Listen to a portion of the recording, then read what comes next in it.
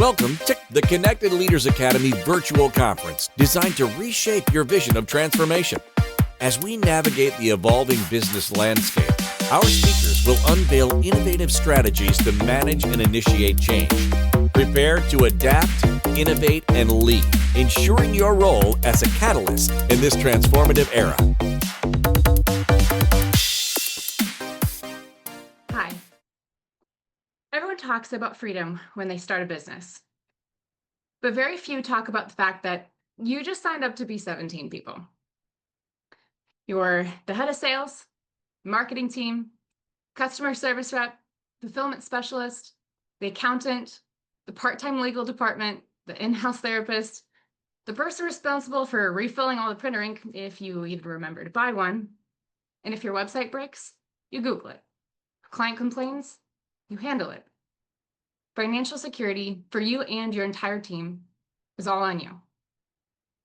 People say be your own boss like it's the ultimate flex, like it means working from the beach. But what it actually means is being the one who gets the angry client call and the tax notice and the text from your team member saying, "Can we hop on a quick Zoom all before 9 a.m.? The first time you start a business, you believe that hiring a few people will make things easier. You'll find you'll get your time back. You'll finally be able to breathe and enjoy whatever freedom you want in life. But the truth is, more people doesn't solve chaos, it multiplies it. If you don't have the structure, support to delegate, every new person you hire just adds more to your mental load. You're not getting out of the weeds, you're just managing more weeds. I remember a moment, maybe you've had one like this. The day was supposed to be a quiet office day for me to get solo work done, minus a couple midday calls. But before I even sat down to my computer, I got a message from a team member saying she needed to tell me something and can I jump on a quick Zoom? This is someone who had been thriving with us for 3 months and we just turned over handling 80% of our clients. A little while ago, things were going great. She was the account manager for most of our business. Gave me 2 days notice. She'd been offered her dream job and it was a once in a lifetime opportunity. I said, I wish you the best. I immediately pinged my director of ops and project manager who were on a meeting together, and I asked if I can butt in really quick. I jump in. I let them know as we needed to immediately pivot the team, and my project manager was the only one who could handle the client accounts, as the person we had in training was on week 3, and we just identified it wasn't going to work out, and we needed to let her go. This takes me to my project manager, basically the queen on my chessboard out of her superpower, and reinforcements are a minimum of 2 months away. She started to tear up, as she'd been stressed even before that happened and now was on the verge of a panic attack. As I'm about to leave them, they ask if I'd heard from one of the managers who had a history of health issues and had literally been MIA due to being in a coma in the past. I said, nope, let's start the MIA protocol, which means we're counting down the minutes before we reach out to someone in his personal life to make sure he's alive. It's not even 10 a.m. Turned out my manager was fine. His street was flooding and he'd lost all power and cell service as he evacuated to a stable place. My project manager, I also have in that position for a reason, because she's an absolute rock star and she took some space, figured out the new game plan, and we recalibrated towards the end of the day, strong, ready to move forward with clarity. But in the middle of all of that, I had an extremely important call with a potential investor, call with a critical vendor, had to give feedback to my team on sensitive issues, all while writing a speech for an event I was hosting in 2 days. Oh, and also had 3 new hires that had started a few days prior, who I needed to give critical attention to in order to get them started strongly, all while hiding the fact that we had 2 weeks of financials where I had no idea if we were going to be able to survive as a company past that point. Every single item required me to be calm, clear, and 100% locked in. But behind the scenes, stomach was in knots. Mind was racing. I wanted to vomit. And as if that wasn't enough, the man I thought I was going to spend the rest of my life with seemed like we were at a permanent impasse, and my dream future that I had believed was unfolding, I had to recalibrate my entire mental and emotional state otherwise. All of that sat in the back of my throat while I smiled through team calls and made the new hires feel welcomed and excited, while I reassured everyone that the vision was intact and the ship was steady. That my day might have been slightly above average, but it was all really just a Thursday. And that wasn't even close to the hardest day I've ever had. Running a business is not a job, it's a psychological gauntlet. You are the stabilizing foundation for everyone else, the North Star, the engine, the safety net. Therapist, the director, the all-knowing seer. When a team member's having a bad day, they come to you. When a client's upset, you absorb the blame. When revenue's low, you don't sleep. When revenue's high, you still don't sleep because it could all wash away with one wrong move. You have to make decisions faster than anyone, and they have to be the right ones, or everything could be tipped out of balance. You have to deal with people who disappoint you. You have to hold others accountable while staying deeply human. You have to have your vision intact, even when it feels like everything around you is fraying. You have to compartmentalize personal pain, heartbreak, grief, fear, loneliness, because you're not allowed to bring all that to the next meeting.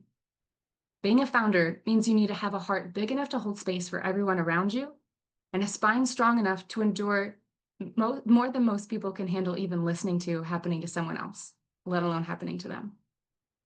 If all this has you nervous, good, but don't worry. There's a way to navigate all of this.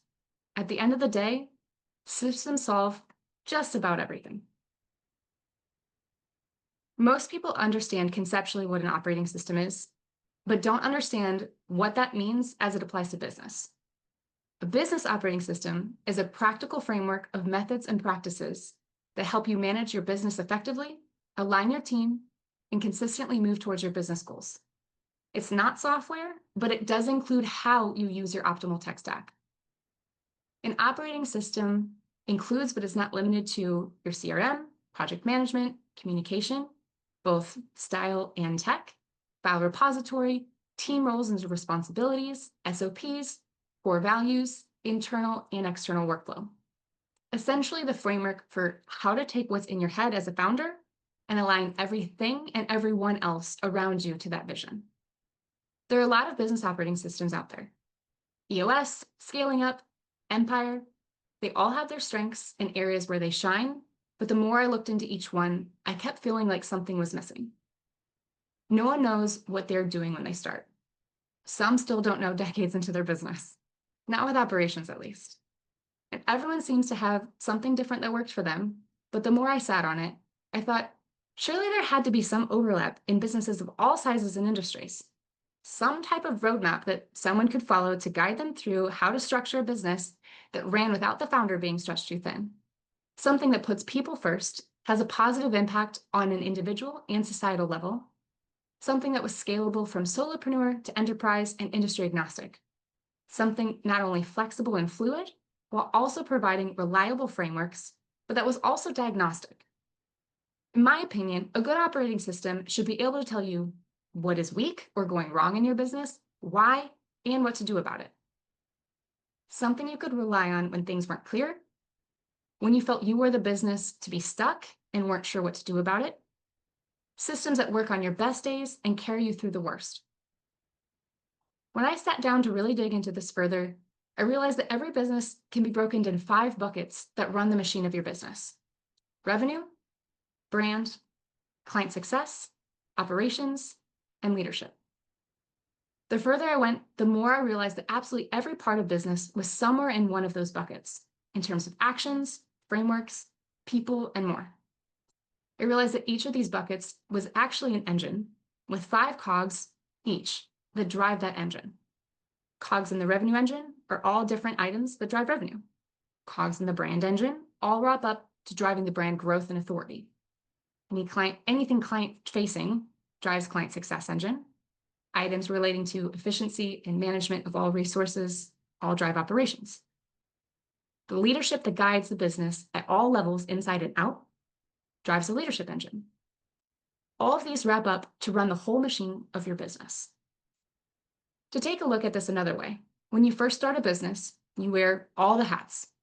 Sure, you can break it down into wearing a lot more hats than 5, but all those hats are somewhere in those 5 engines, and they're all on you when you first start. That means that the first move you need to make is finding someone else to run each of the other 5 engines, because to run properly, one single person should be in charge of each of those engines for things to run smoothly. It's also important to have a good balance of seats in each engine. When I first created this operating system, we were really hurting on the revenue side. I knew sales and marketing were definitely my weak points, and I had struggled to get the right people in on the front side of the business. But when I broke my business down into this framework, I realized a few things. Leadership engine was strong with me at the helm. I had an amazing project manager handling everything in client success, same one I mentioned earlier. I had a great primary and secondary in charge of the operations engine. Brand engine, I struggled to have an actual leader in that engine, but I had 4 great people on the fulfillment team. So some of the drivers were strong, even though the engine was a little questionable. But I realized that not only did I not have an engine lead for revenue engine, but I didn't have a single seat in that engine. Obviously, we were struggling there. Okay, I kind of knew that, but the visualization was still helpful. So now what? I immediately hired 2 lead generation guys to start making moves in the revenue engine. Steps were clear, more clear thanks to the operating system. So now, before I move on to more tools that help you run a business that doesn't run you, I want to dive a little bit deeper so that I don't lose anyone on the importance and clarity of those 5 engines. Because every business runs on these, whether they realize it or not. Okay, so let's start with the revenue engine. This is your oxygen. If revenue stops flowing, nothing else matters. You just have a hobby that's not going to take you very far. When I realized we didn't have anyone truly owning our revenue engine, it explained everything. Our offers were solid, our delivery was excellent, but we had 0 momentum on the front end. And because of that, I was overcompensating. I'm still on sales calls. I was the one following up, still the one bridging marketing to enrollment when I should have been building something that ran without me, putting systems in place to get there, even if it took a while. The lead generation team, they brought in a lifeline of new oxygen that I felt like an idiot that I had waited that long to implement. Think about Alex Hormozy. Everyone praises his sales brilliance. But what most miss is that the system behind it, the frameworks, the team, the scripts, the distribution engine. Alex doesn't sell anymore. The machine he built does. Brand engine. Here's the truth. If no one owns your brand, you become invisible. If you're the best in the world at what you do, I love building. I love creating solutions, but I don't love being on 24/7. I'm not naturally a front of camera kind of a person. Hope I'm fooling you today. I drive my team nuts with how much I resist the spotlight. But the problem wasn't that I wasn't showing up publicly. It was that no one else was either. If no one owns your brand engine to drive that outward positioning, no one knows you exist. I see this all the time in companies with incredible results, but no presence, no consistency, no messaging rhythm.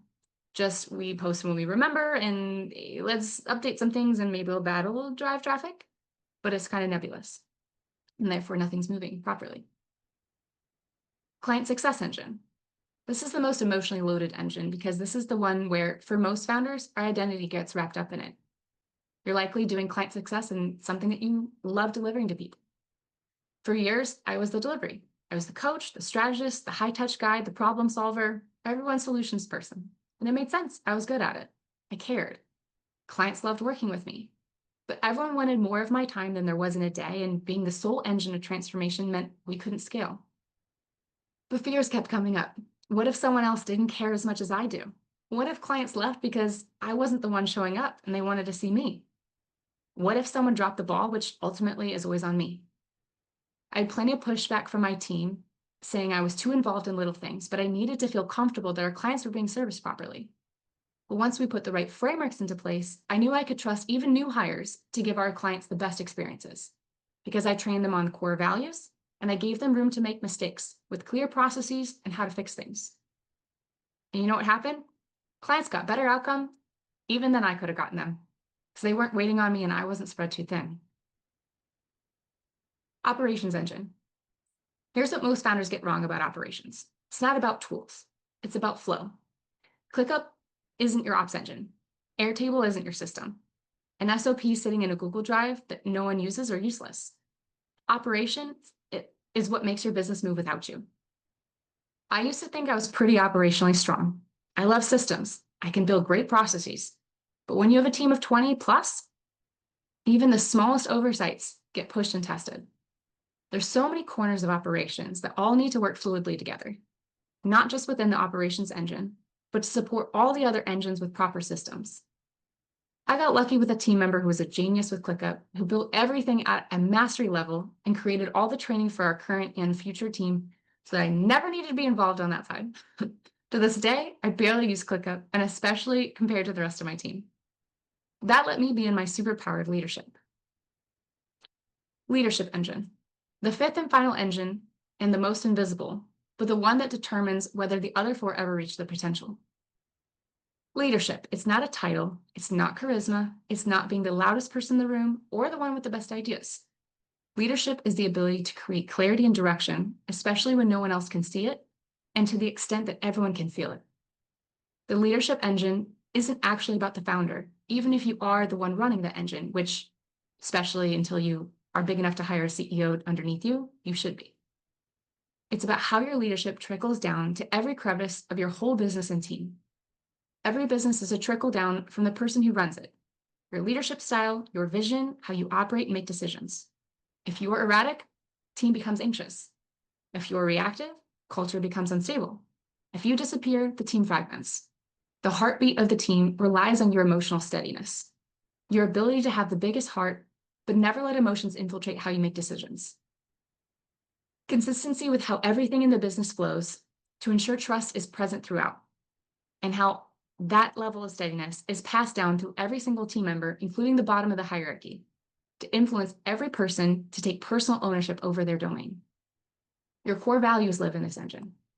But one of the things that most people forget or don't realize is that core values are not just nice sounding words that get slapped on a wall or a website. They're the cornerstone of all decisions that are made throughout your whole business. Energies that are to be upheld by every team member at all times. And to those who don't, how you know when it's time to let them go. Our core values, to use as an example, are the following. Uncompromising integrity.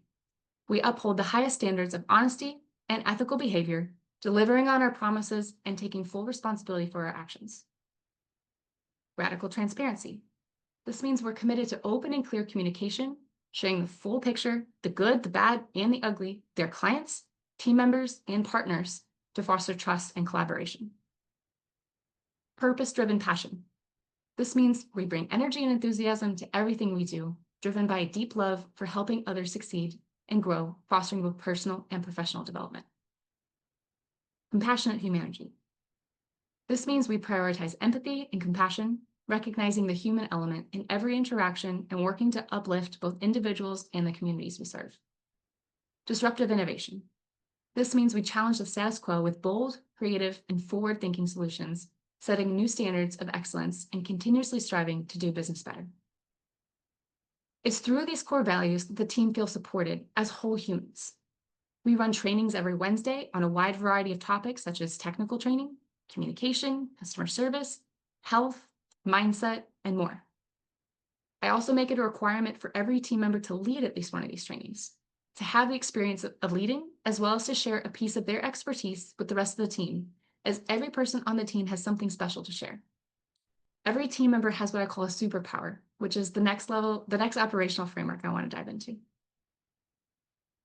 Another common theme throughout how I think about business, which infiltrates into the 5-engine operating system I created, is the concept of superpowers, and how a business runs best when every person is playing into their superpower the most. I've built an incredible team where they're all rock stars and always offering to jump into supporting other areas. When I was earlier in my business journey, I was like, this is great, so helpful. They can support over here too. But then things weren't moving like I knew they should be, and I knew I had to take a step back and figure out why. I was in a mastermind where someone introduced to me Dan Sullivan's Unique Ability Guide, where he had people break down all activities into 4 categories.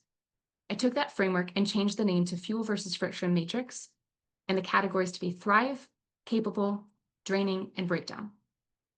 I then wrote out 100 items that all rolled back to the engines and drivers in each engine, and had each person on my team fill out that list. There were a lot of breakdown marks in expected areas that were not a part of their domain, but there were a surprising amount of capable and thrives in areas that I didn't know to associate with certain team members. This allowed me to adjust their role expectations to make sure that they were playing in their superpowers. I created a section on the role description template to be called Primary, their superpower. Secondary, things that may not be their superpower, but they are capable of and are still expected of them. Then there's also tertiary, which are items that anything listed there could either be temporary or sporadic, tasks that are not asked very often, Or maybe we need them to hold down the fort in a certain area for a short period of time until we make a new hire to replace those actions. That last category gives the team member clarity and comfort that these actions are just temporary, that they will be relieved of these actions soon and can go back to their superpowers, and give notice to leadership that, hey, we need to get in motion to get a new hire to replace that team member in these areas. Once we had clear ownership across the 5 engines and all team members living in their superpower, there was still one more big missing piece. Based on this new clarity, who was best suited to initiate, lead, or execute everything moving forward? Because even with strong owners, brilliant team members, and great ideas, things would still stall out. Not because people weren't working hard, but because clarity is a sneaky bastard and there are always more onion layers to uncover. We realized every initiative, project, or problem inside the company needed to move through a clear flow, not just so work got done, but so it got done right. This is where the 5-phase build cycle came in. Phase 1, ideate. Anyone who's ideating defines the problem, brainstorms solutions, and clarifies what's actually worth building. This doesn't come from a directive, it comes from nowhere. This is a leadership position. Phase 2, architect. This is the one who makes the plan, the structure, specs, strategy, and the details. This is a director or management position. Phase 3, execute. This is who does the actual fulfillment work, the doers. Phase 4, test. Once the doers are finished, then that work needs to be tested to make sure it's done the way it's intended. Phase 5, optimize. If anything in the testing phase is not done perfect, then it must be refined with new optimization plan and passed back to 3E, execution, for the fulfillment team. Sounds simple, but it changed everything. But the biggest breakthrough here didn't come from the phases themselves. It came when we mapped the baton handoffs between the phases. Most critical being from ideate to architect. That handoff only works when you have a solid concept brief. Otherwise, it's just ideas floating around without context. The architect phase isn't mind reading, it's planning. If you don't hand them clarity, they can't give you structure. And then from architect to execute, that transition requires a full build plan. Who's doing what, when, how, and by what criteria to know it's done. The worst is if you pass something from the idea phase to execution. Then your amazing doers are really lost and they can't properly perform for you.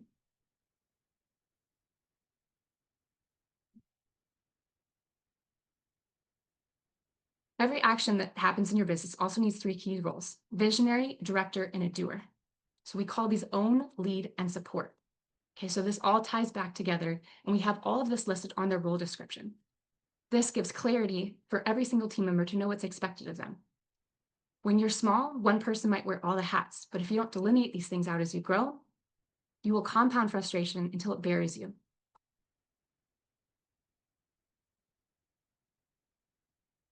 This all gave us the functional clarity. It allows us to stop hiring based on titles and start hiring based on layered fit. So ask yourself, are people underperforming or are your seats or systems misaligned? This distinction could save you from your next mishires or your next resignation so you can better utilize your resources. The truth that they don't tell you in business books, success will not save you from struggle. In fact, it usually gives you more of it.